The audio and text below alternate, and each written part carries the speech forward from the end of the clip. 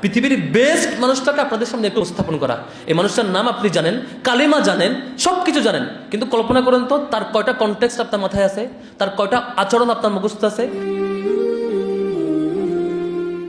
আজকের আয়োজন একটা দুঃখজনক অধ্যায় বলতে হচ্ছে যে আয়োজনটা রোকেয়া হলে ইতিহাসে প্রথমবারের মতো হয়েছে।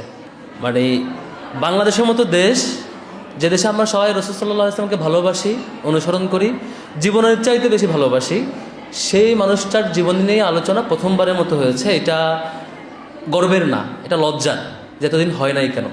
তবু শুরু করতে পেরেছি, এবং এত সুন্দর আয়োজন করার জন্য আজকে যারা কষ্ট করেছেন, রোকেয়া হল সংসদের বিপিজিএস, এজিএস থেকে শুরু করে সাহিত্য সম্পাদক, সংস্কৃতি সম্পাদক, ভলান্টিয়াররা, সবাইকে শুভেচ্ছা জানাচ্ছি। আমি জাস্ট একটা অবজারভেশন শেয়ার করব। আমি কার জন্য পেরেশান হই, কাকে আমি ফলো করি, কাকে পড়তে চাই, কার জন্য অনেকক্ষণ ভাবি, এটার একটা ইম্প্যাক্ট অ্যানালাইসিসের সুযোগ আছে। ইম্প্যাক্ট ফ্যাক্টর অ্যানালাইসিস আমি দুইভাবে করি। নাম্বার 1, সেটা হচ্ছে আমি যে মানুষটাকে জানি বা জানতে চাই, ফলো করি, ওনার ইম্প্যাক্ট কত বছর ধরে চলছে। আমি মিন করছি, ধরেন কার্ল মার্কস, তিনি কিছু একটা লিখেছেন, লেখার পরে বহুদিন পরে কিছু মানুষ তাকে ফলো করতে শুরু করলো, তার লেখাকে ভাবতে শুরু করলো, সেটা ফলো করতে গিয়ে একটা কোথাও কোথাও বিপ্লব হলো, কাস্টমাইজ করে এক পর্যায়ে কিছুদিন কন্টিনিউ করলো। অর্থাৎ উনি নিজে এটা করেন নাই, উনি লিখেছিলেন, পরে কেউ এটা এক্সটেন্ড করেছেন, তারপরে সেটা কন্টিনিউ করেছেন, কেউ কেউ পরে এটা ফলো করছে। আর রাসূল সাল্লাল্লাহু আলাইহি ওয়াসাল্লামের ক্ষেত্রে আমরা যেটা পাই সেটা হচ্ছে আইডিয়াটা ওনার মাধ্যমে সমাজে আসছে, আসার পরে তিনি নিজে এটা প্র্যাকটিস করেছেন, করে একটা গ্রুপকে কনভিন্স করেছেন, করে সেই গ্রুপটা দিয়ে সেটা এস্টাবলিশ করেছেন, করে সেটা সাকসেসফুলি সফল হিসাবে দেখেছেন, দেখার পরে ফাইনালি এই গ্রুপটা হাজার হাজার বছর ধরে সেটা কন্টিনিউ করেছেন। পৃথিবীতে আমি দ্বিতীয় একটা মানুষ পাই না যার মাধ্যমে এরকম নিজে একটা আইডিয়াকে সমাজে থ্রো করা, সেটাকে এস্টাবলিশ করা, একটা গ্রুপকে রেডি করা, তাদেরকে ট্রেন করা, তাদের মধ্য দিয়ে এই লিগেসিটা হাজার হাজার বছর ধরে সমাজে এস্টাবলিশ থাকা, একদম ডিসপিউট ছাড়া এটা চলতে থাকা, দ্বিতীয় কোনো মানুষটাই একটা মানুষ আমি পেয়েছি। আবার যদি অন্যভাবে বিচার করি, যে সমাজে চেঞ্জ ফ্যাক্টর হয়ে থাকা মানুষগুলোর মধ্যে কে কতটা ক্যাটাগরি কভার করেছেন, আমি যদি বলি, আপনি যদি শেখ মুজিবুর রহমানের নাম বলেন, জিয়াউর রহমানের নাম বলেন, কার্ল মার্কসের নাম বলেন, বা আরও বিভিন্ন ব্যক্তির নাম বলেন, আমার দেশে যাদেরকে চিনি, আপনি দেখবেন তাকে কোয়েশ্চেন করবেন যে এই মানুষটা কয়টা ক্যাটাগরিতে ইনফ্লুয়েন্স করেছে। আপনি বলবেন যে অমুক ব্যক্তি শুধুমাত্র আর্থিক ক্ষেত্রে, অর্থনৈতিক জায়গায় চেঞ্জ করেছে।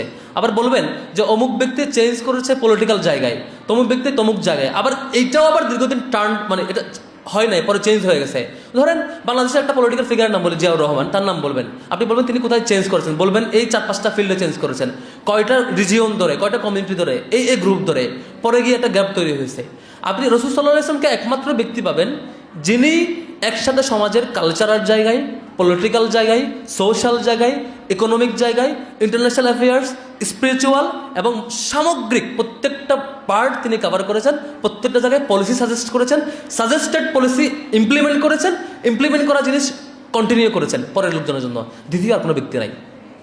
আবার অন্যভাবে ভাবি, যে মানুষটা জন্মেছেন পিতা ছাড়া, বাবা মারা গেছে জন্মের আগেই, তারপর মা মারা গেছে, তারপর চাচা দাদা সবাই মারা গেছে, তার মানে খোঁজ নেওয়ার জন্য কেউ নাই। আবার সেই মানুষটা যখন 40 বছর বয়সে মানুষকে দাওয়াত দিল, তখন দেখা গেল যে সেই সময়টাতে তিনি টর্চারের শিকার হইলেন।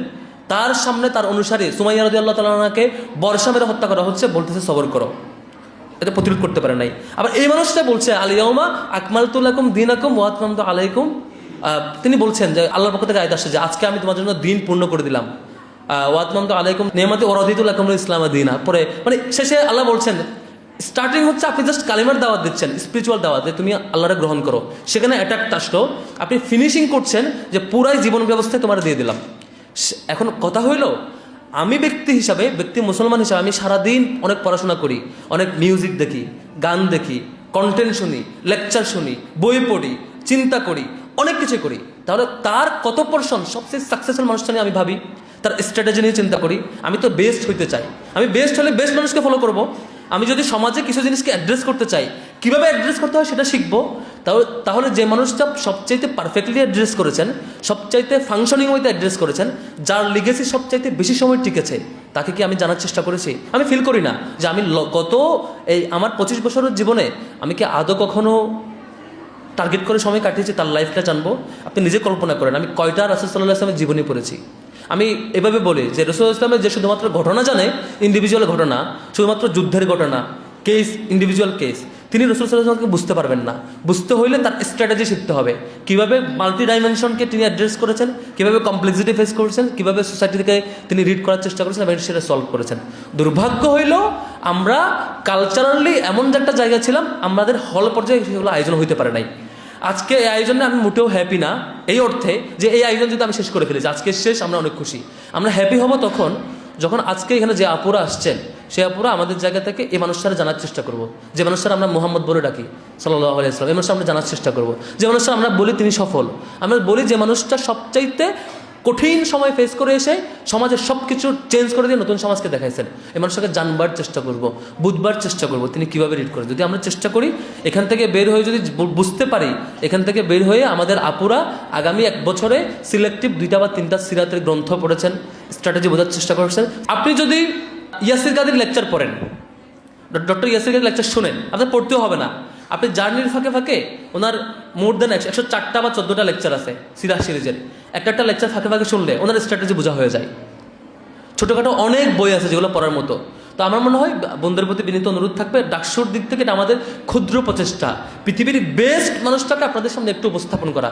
এই মানুষটার নাম আপনি জানেন, কালিমা জানেন, সব কিছু জানেন, কিন্তু কল্পনা করেন তো তার কয়টা কনটেক্সট আপনার মাথায় আছে, তার কয়টা আচরণ আপনার মুখস্থ আছে, তার কয়টা সোশ্যাল স্ট্র্যাটেজি আপনার মুখস্থ আছে, মানুষের সাইকোলজি রিড করার, মাল্টি ডাইমেনশনাল মানুষের প্রবলেমকে ডিল করার, সাইকোলজিকে অ্যাড্রেস করার কয়টা স্ট্র্যাটেজি আপনার মুখস্থ আছে? নাই, খুব কমই আমি হয়তো বা জানি। ফলে আমার কাছে যখন কিছু মানুষ আসে, সমাজের প্রবলেম আসে, নানা ক্রাইসিসে, আমি ডিল করি অন্য ওয়েতে, যে ওয়েটা আমার হৃদয়ে থাকা বেস্ট মানুষটা মুহাম্মদ সাল্লাল্লাহু আলাইহি ওয়াসাল্লাম সেভাবে করেন নাই। ফলে আমি ফেল হই, আরও কমপ্লেক্স তৈরি করি, আরও কমপ্লেক্সিটি ক্রিয়েট হয় সেখানে। আমার মনে হয় আমাদের সুযোগ আছে জানবার।